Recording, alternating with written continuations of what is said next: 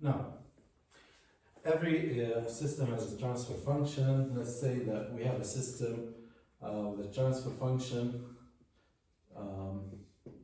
g of s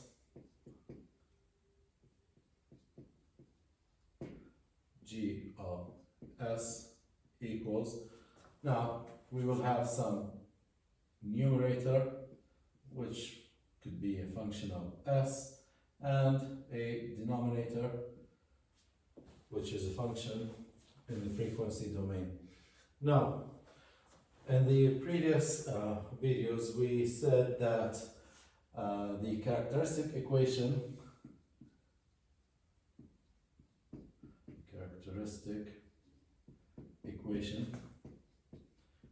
is the denominator of the transfer function. We call it q, which is d of s basically, and the roots of this characteristic equation determine the character of the response or the type of response, as we said, depending on the sign of the roots or whether the roots are real or complex. Now, here for a transfer function, we're going to call the roots of the numerator, roots of n of s equals 0. These will be called the zeros of the transfer function, and the roots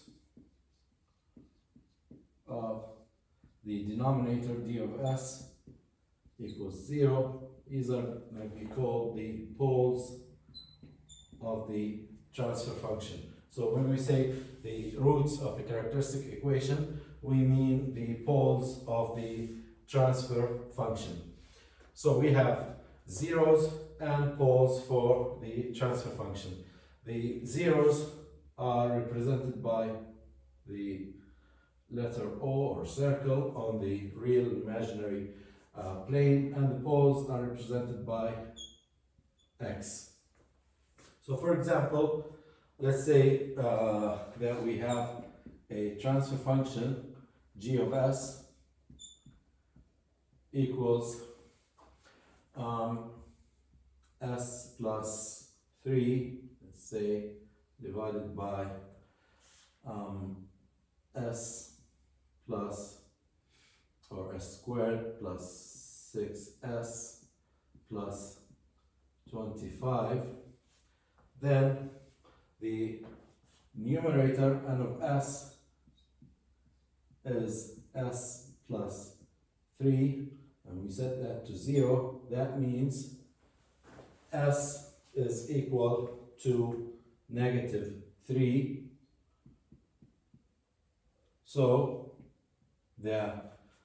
this transfer function has a 0 at negative 3.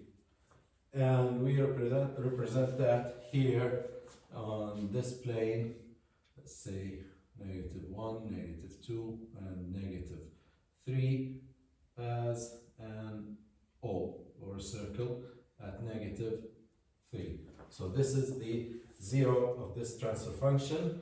The poles, we set the denominator d of s, which is s squared plus 6s plus 25 equals 0. We set that to 0, and we'll get two roots, and these are going to be complex, negative 3 plus minus j4.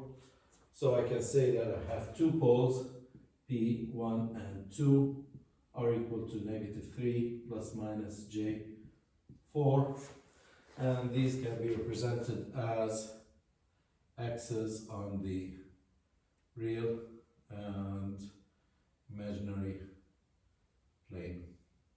X here, and of course they come in pairs, 1, 2, 3, and 4. So here's another pole. So these are the poles and zeros of this transfer function. Now, what is the effect of the poles and zeros on the response of the system. Now, for the poles, we already determined the type of response based on the roots of the characteristic equation, which are basically the poles of the system. So the roots of the characteristic equation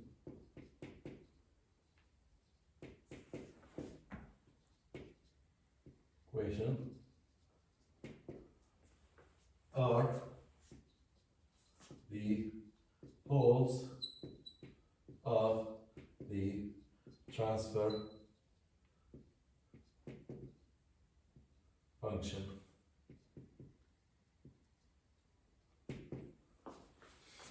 So, in the previous video, we discussed how the system behaves based on the roots of the characteristic equation. It is basically the behavior of the system based on the poles of the transfer function. So for example, in this situation, in this case, we have poles at -3 plus minus j4. So I know that my response x of t is going to be complex roots. So I will have a combination of exponential, sinusoidal response, some amplitude a times the exponential function negative the real part negative 3t times sine, and the frequency is 4, that's the imaginary part, 4t, plus the angle, phase angle phi, that's to cover the two possibilities of sine and cosine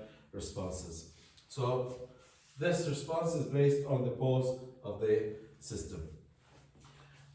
We discussed that in detail in the previous video. Now, what is left to do here is what is the effect of the zeros on the response of the system.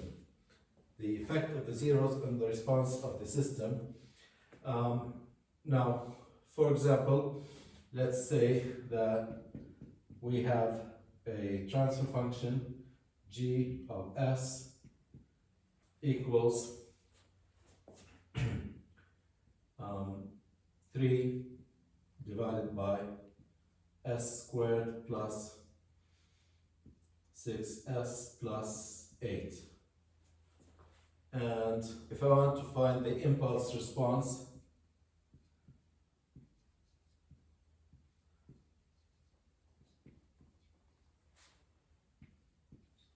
I know that g of s is actually the output x of s divided by the input r of s, which means that x of s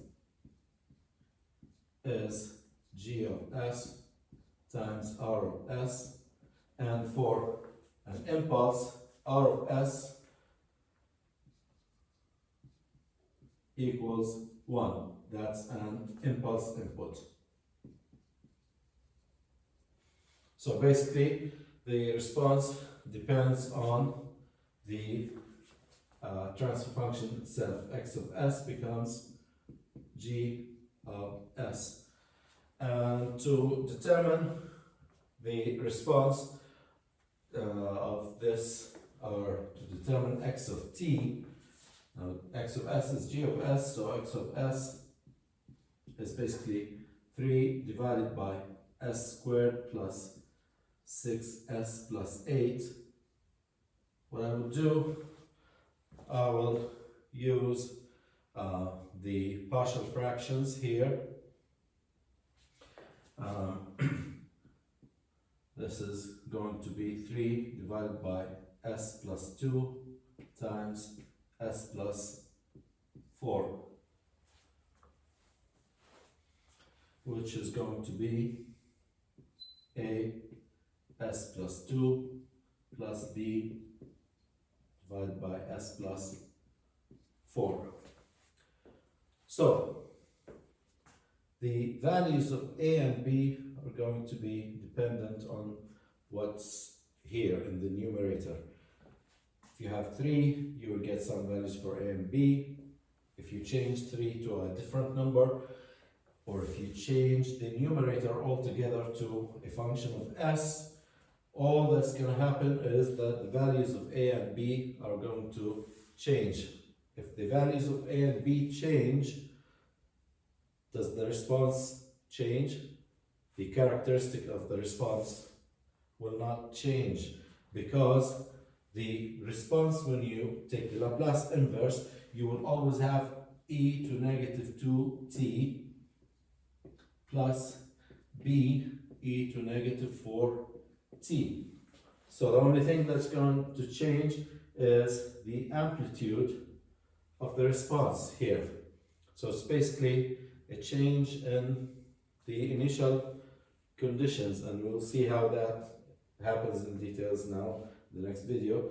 But the response function itself, the exponential function, does not change, because it depends only on the poles of the transfer function or the roots of the characteristic equation. In this case, we have two poles, p1 equals negative 2 and p2 equals negative 4. So negative 2 and negative 4, and that's the only factor that determines whether the system is stable or unstable. And what kind of stability do we have? Exponential, sinusoidal, and so on. So the type of the response depends only on the poles or the roots of the characteristic equation.